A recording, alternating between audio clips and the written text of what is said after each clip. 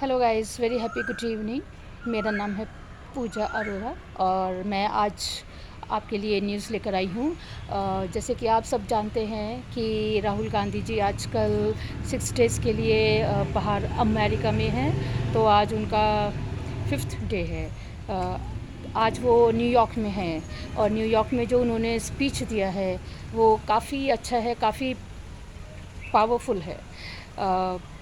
उन्होंने ऐसा कहा है, ये राहुल गांधी जी के मैं शब्दों में बता देती हूँ आपको कि उन्होंने ऐसा कहा है कि हमारे इंडिया में दो विचारधारा है। विचारधारा यानी आइडियोलॉजीज़ हैं। दो विचारधारा हैं, दो आइडियोलॉजीज़ हैं और जिसको बहुत ही मोस्ट प्रिसाइसली वे यानी कि बहुत ही सही और आसान शब्दों में अगर हम समझा दें तो आइडियोलॉजी क्या हैं दो, कि एक गांधी आइडियोलॉजी हैं और एक नाथूराम गोडसे। ये दो तरह का विचारधारा है। जो गांधी आइडियोलॉजी है वो ये कहते हैं कि भाई अहिंसावादी हों, कुछ लड़ाई झगड़ा या दंगे वगैरह ना हों, भारत में सुख शांति रहे, आपस में सब मिलनसार रहें, मिलजुल कर रहें, एक दूसरे के धर्म का सम्मान करें और भविष्य भारत को इतना अच्छा बनाएं कि उसका भविष्य भी बहुत उज्जवल हो।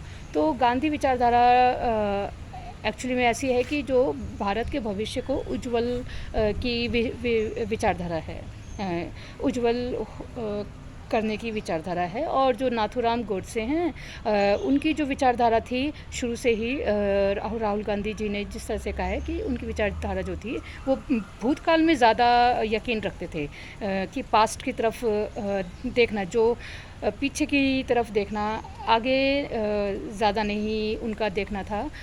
भविष्य की तरफ वो ज़्यादा देखने की जगह वो भूतकाल में ज़्यादा उनका यकीन था। तो मोदी भी जो मोदी प्रधानमंत्री हैं हमारे देश के, नरेंद्र मोदी जी जो तो फिर इनका भी ये, क्योंकि उन्हीं के आइडियोलॉजी को यकीन रखते हैं और ये भी भूतकाल में ज़्यादा यकीन रखते हैं। पीछे क्या हुआ, उससे पहले क्या हुआ, उससे पहले उस तरह से देखते हैं।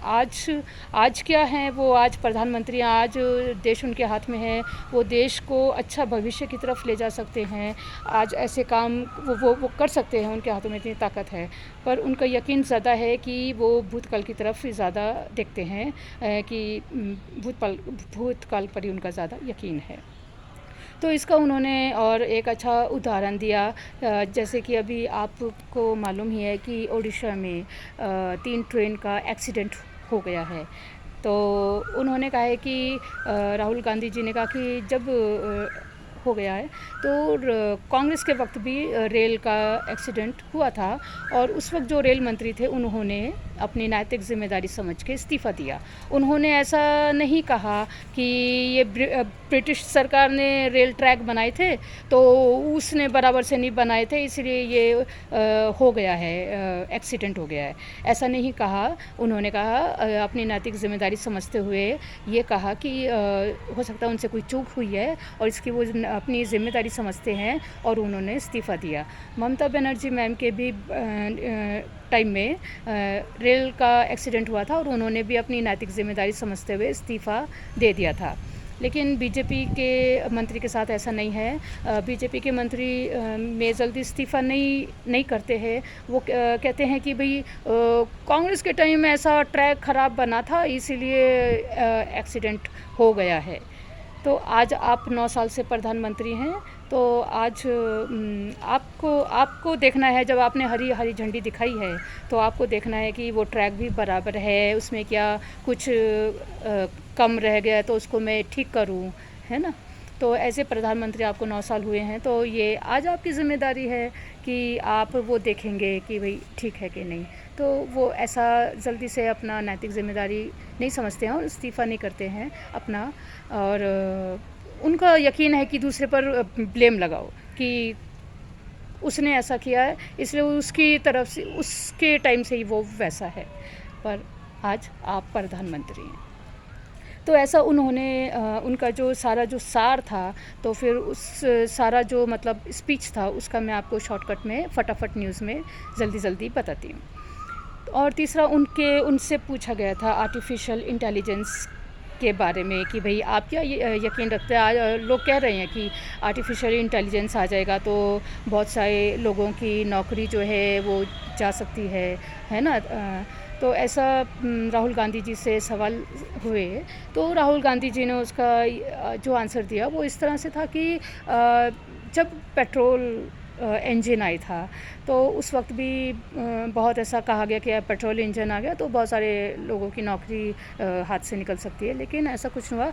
अगर एक चीज़ नया उनका कहना है कि एक चीज़ अगर नया लॉन्च होता है, कुछ नया डिस्कवर होता है और वो तो उसके उसके से नौकरी नहीं जाकर बल्कि और नौकरी उससे आ जाती है। और क्योंकि वो नया कुछ लेकर आते हैं तो उसको भी हैंडल करने के लिए लोगों की ज़रूरत रहती है। जैसे कि कंप्यूटर आ गए या सेल फ़ोन भी आ गए, है ना। तो कंप्यूटर या सेल फ़ोन आने से नौकरियां नहीं गई बल्कि और उसकी जगह और अच्छी ज़्यादा नौकरियां आ गई कि उसको भी हैंडल करने के लिए, मैनुअल हैंडल होने के लिए उसको भी लोग लगते हैं। तो उनका ये कहना था कि आर्टिफिशियल इंटेलिजेंस से कोई परेशानी नहीं है, वो आएंगे तो और अच्छी नौकरियां आ जाएंगी लोगों के पास, तो ऐसे उनको नहीं लगता कि घबराने की ज़रूरत है। तो मैंने फटाफट आपको बता दिया कि राहुल गांधी जी ने जो स्पीच दिया, उनका स्पीच तो काफ़ी बड़ा था और बहुत डिटेल में था, और मैं तो फटाफट न्यूज़ आपको बताती हूँ कि उसका सार क्या था, ठीक है, शॉर्टकट में। तो आपको मेरा वीडियो अच्छा लगा तो इसे ज़रूर लाइक, सब्सक्राइब और शेयर करें और कमेंट करें। और जैसे कि मैं बताती हूँ आपको कि मैं हेल्थ कोच भी हूँ, हर्बलाइफ हेल्थ कोच। तो न्यूट्रिशनल हूँ मैं। जो भी आपको हेल्थ इश्यूज़ हैं मैं आपको न्यूट्रिशन मैं दूंगी तो आपके जो भी परेशानी है उसमें वो हल होगा। तो अगर आपको शुगर, डायबिटीज़, ब्लड प्रेशर है, जैसे थायराइड है, या फिर बच्चों की हाइट जल्दी लंबी नहीं होती, ऐसा कुछ है, या कोई भी हेल्थ इशू है, आँखों में मोतियाबिंद है, या आँखें ठीक से देख नहीं पा रही, धुंधलापन आ रहा है ना, या हार्ट से कोई भी हेल्थ इशू है, तो आप मोटापा है, वेट गेन है, वेट लॉस है, तो आप मुझे कांटेक्ट कर सकते हैं। मेरा नंबर है 7709586891। मैं रिपीट कर देती हूँ, 7709586891। आप मुझे इस नंबर पे कॉल कर सकते हैं, नहीं तो व्हाट्सएप भी भेज सकते हैं, और आपका क्या हेल्थ इशू है आप मुझसे शेयर कर सकते हैं। Thank you.